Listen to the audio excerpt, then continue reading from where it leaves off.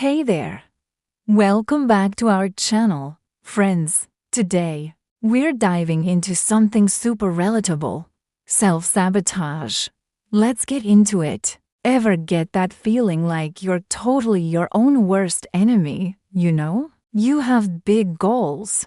You know what you want, but somehow, you end up doing the exact opposite of what you need to do to get there. You procrastinate on that important project. You pick a fight with your partner when things are going great. Or you talk yourself out of applying for that dream job. A lot of folks love to point fingers at scapegoats like devils or black magic when things go wrong, right?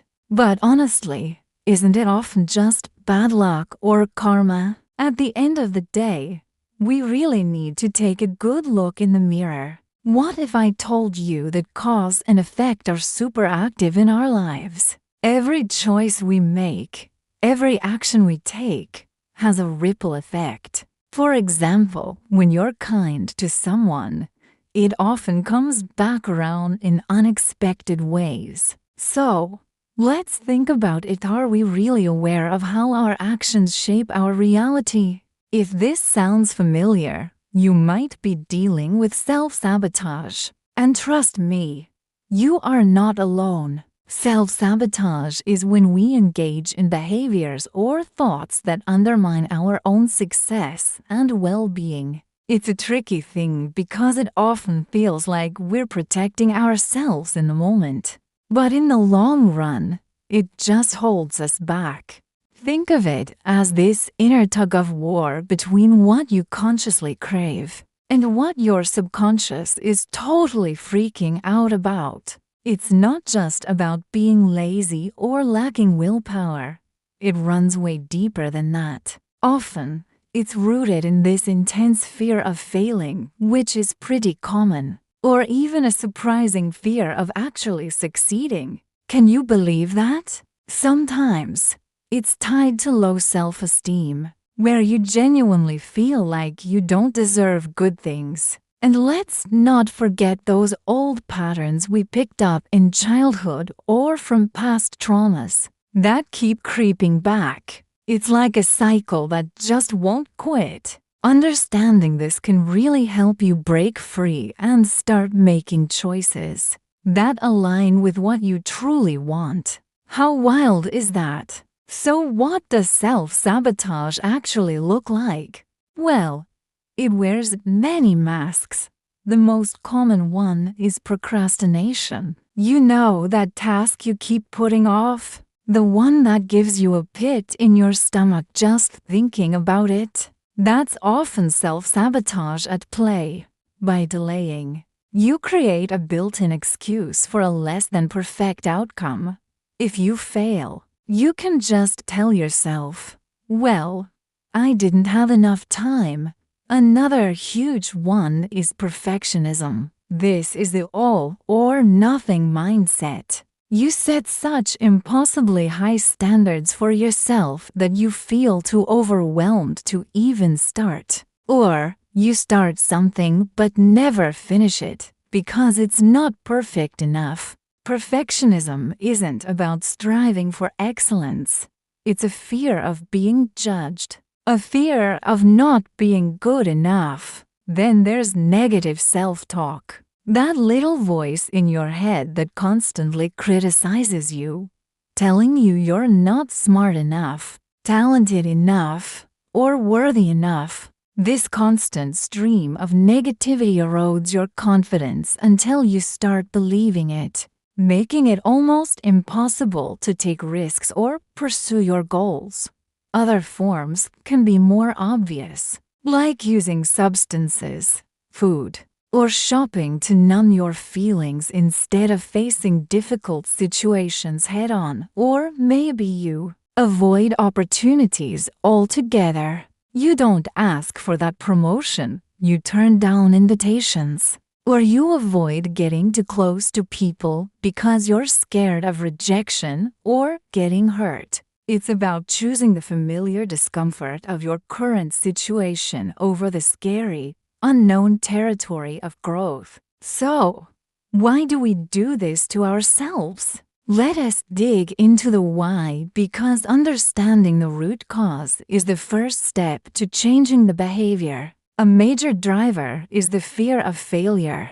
The logic goes something like this: if I don't try, I can't fail. It feels safer to not put yourself out there than to risk disappointment or embarrassment. But what about the fear of success? This one is less talked about, but just as powerful. Success brings new pressures, new expectations, and more visibility. You might worry that you won't be able to handle it, that you'll be exposed as a fraud, that is imposter syndrome, or that your life will change in ways you can't control. Sabotaging your success keeps you in your comfort zone, even if that zone is making you unhappy. Low self-esteem is another massive factor.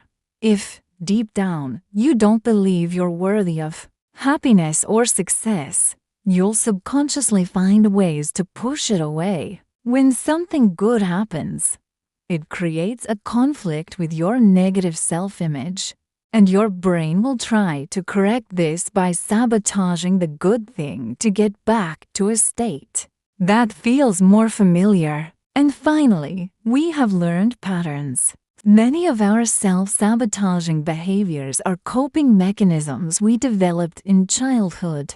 Maybe you grew up in an environment where it wasn't safe to shine, or where your needs were consistently ignored. As a result, you learned to play small or to not expect much, and those patterns stick with you into adulthood. The good news in all of this is that because these are learned behaviors, they can be unlearned. You have the power to break the cycle. So, how do we do it? How do we stop being our own biggest obstacle and start being our own biggest champion? The very first step, and arguably the most important, is to increase your awareness. You can't change what you don't acknowledge. Start noticing your patterns without judging yourself. When do you procrastinate the most? What situations trigger your negative self-talk? What are you feeling right before you reach for that comfort food or start an argument? Try keeping a journal or a note on your phone. Just write down what happened, what you were thinking, and what you were feeling. The goal here isn't to blame yourself. It's to become a detective in your own life, gathering clues about your internal world. Once you start noticing the patterns, the next step is to identify the core beliefs that are driving them.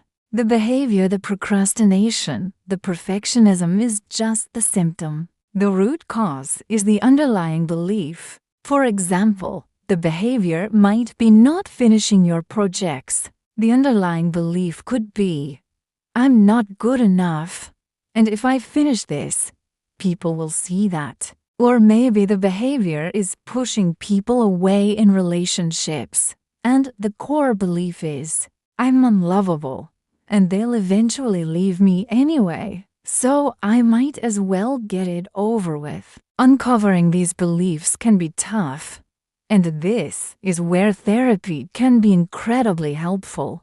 A professional can provide a safe space to explore where these beliefs came from and help you start to challenge them. This brings us to step 3. Practice self-compassion, not self-criticism. When you catch yourself self-sabotaging, your first instinct might be to beat yourself up. Ugh, I did it again. I'm such a failure. But that criticism just reinforces the negative beliefs that are causing the problem in the first place. It's like trying to put out a fire with gasoline. Instead, try treating yourself with the same kindness you would offer a friend. Replace that critical thought with a compassionate one. Instead of, I'm so lazy for procrastinating, try, this task feels really overwhelming right now, and it's okay. I'm just trying to protect myself. from something. What's one tiny thing I can do to make it feel less scary? Self-compassion creates the emotional safety you need to make real, lasting change. It tells your brain, it's okay to try. It's okay to make mistakes. You are safe. Step 4 is to break your big goals into ridiculously small steps. Self-sabotage loves to show up when a goal feels huge and overwhelming. If your goal is to write a book, that can feel so daunting that you never even open the document. But what if your goal was just to write one sentence or open the document and read the last paragraph that feels manageable? Small wins build momentum and confidence. Ask yourself, what is the absolute smallest action I can take right now that moves me even 1 inch closer to my goal? Celebrate that small step. Progress doesn't have to be a giant leap. A series of small, consistent steps will get you to the same destination, but with a lot less stress and self-sabotage along the way. Finally, step 5. Seek professional support. Trying to untangle years of ingrained patterns and deep-seated beliefs on your own is incredibly difficult. It's like trying to perform surgery on yourself. A mental health professional, like a therapist or counselor, is a trained expert who can give you the tools, strategies, and support you need. They can help you address the root causes, like past trauma or anxiety, and develop healthier coping mechanisms. Reaching out for help is not a sign of weakness.